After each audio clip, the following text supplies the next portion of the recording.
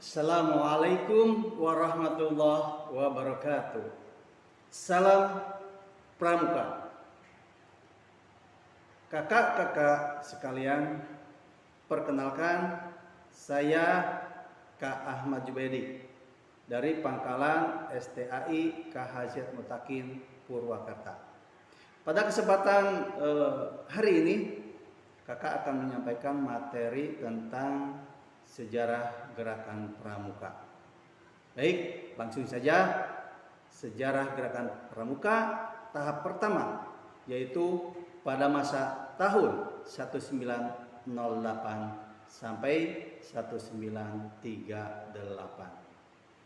Pada awal tahun 1908, Mayor Jenderal Robert Bodel Powell menggagas pendidikan di luar sekolah yang menghasilkan manusia, warga, dan masyarakat Inggris pada saat itu agar lebih baik.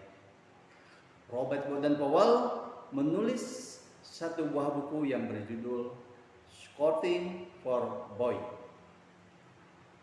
Ini ditulis berdasarkan pengalaman di alam terbuka bersama pandu dan latihan-latihan yang diperlukan pandu itu sendiri. Baik, kakak-kakak sekalian, selanjutnya gagasan Baden Powell menarik dan cepat tersebar ke banyak negara.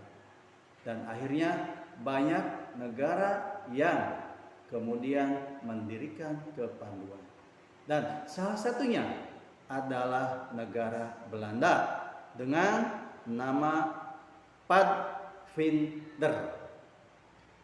Gagasan kepanduan dibawa oleh Belanda ke Indonesia. Saat itu Indonesia sedang dijajah oleh Belanda dengan mendirikan Netherlands Indische Pathfinders atau pandu-pandu Hindia Belanda.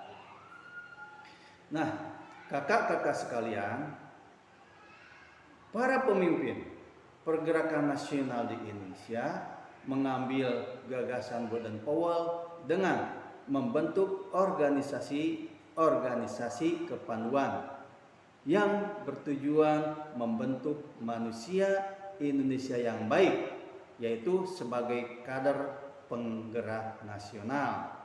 Maka saat itu bermunculan organisasi-organisasi kepanduan di Indonesia. Nah, kakak-kakak sekalian, selanjutnya sejarah pergerakan pramuka masa pendudukan Jepang. Pada masa pendudukan Jepang, atau lebih tepatnya pada saat Perang Dunia Kedua, penguasa Jepang melarang keberadaan organisasi kepanduan. Tokoh-tokoh kepanduan banyak yang ditarik masuk ke organisasi bentukan Jepang seperti Seinendan, Keibodan, dan Pembela Tanah Air, atau yang lebih kita kenal adalah PETA. Tujuannya apa? Untuk mendukung tentara Jepang pada saat itu. Baik, kakak-kakak sekalian, sekarang masuk pada masa pasca Perang Kemerdekaan hingga tahun 1961. Nah, menjelang tahun 1961, kepanduan Indonesia telah berpecah menjadi 100 organisasi kepanduan yang berada di bawah 3 federasi. Yang pertama adalah Ikatan Pandu Indonesia tahun 1951.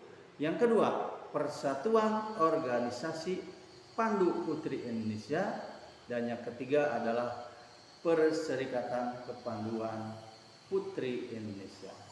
Nah, kakak-kakak sekalian, ketiga federasi ini, satu federasi putra dan 2 federasi putri. Nah, semuanya melebur menjadi satu federasi, yaitu Persatuan Kepanduan Indonesia atau disingkat dengan Perkindo, yang beranggotakan sebanyak 60 organisasi dengan jumlah anggota sekitar 500.000 orang.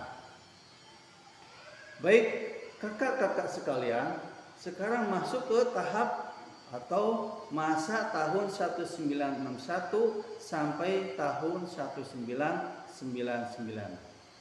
Gerakan kepanduan di Indonesia memasuki era baru dengan nama Gerakan Praja Muda Karana atau lebih dikenal dengan Gerakan Pramuka. Ini berdasarkan keputusan Presiden nomor 23 tahun 1961 dengan ketentuan sebagai berikut. 1. Semua organisasi kepanduan melebur ke dalam Gerakan Pramuka. Menetapkan Pancasila sebagai dasar Gerakan Pramuka. Dan yang kedua, Gerakan Pramuka adalah organisasi atau suatu perkumpulan yang berstatus non-government. Dan ketiga, Gerakan Pramuka diselenggarakan menurut jalan aturan demokrasi dengan pengurus dari mulai kuartir nasional, kuartir daerah, kuartir cabang, kuartir ranting yang dipilih dalam musyawarah dan sebagainya. Baik, sekarang masuk ke masa tahun 1999 sampai dengan sekarang. Perkembangan politik negara dan pemerintahan mengalami perubahan dengan adanya reformasi yang mempengaruhi perkembangan masyarakat secara menyeluruh. Nah, pencanangan revitalisasi Gerakan Pramuka oleh Presiden RI selaku Kamabica dan pembentukan Saka Wirakartika adanya Undang-Undang Kepramukaan.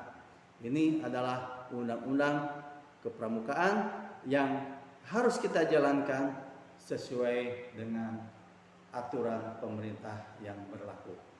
Baik, kakak-kakak sekalian, sebagai terakhir kami mengajak kakak-kakak semuanya, mari berpramuka untuk beribadah. Terima kasih. Wassalamualaikum warahmatullahi wabarakatuh. Salam Pramuka.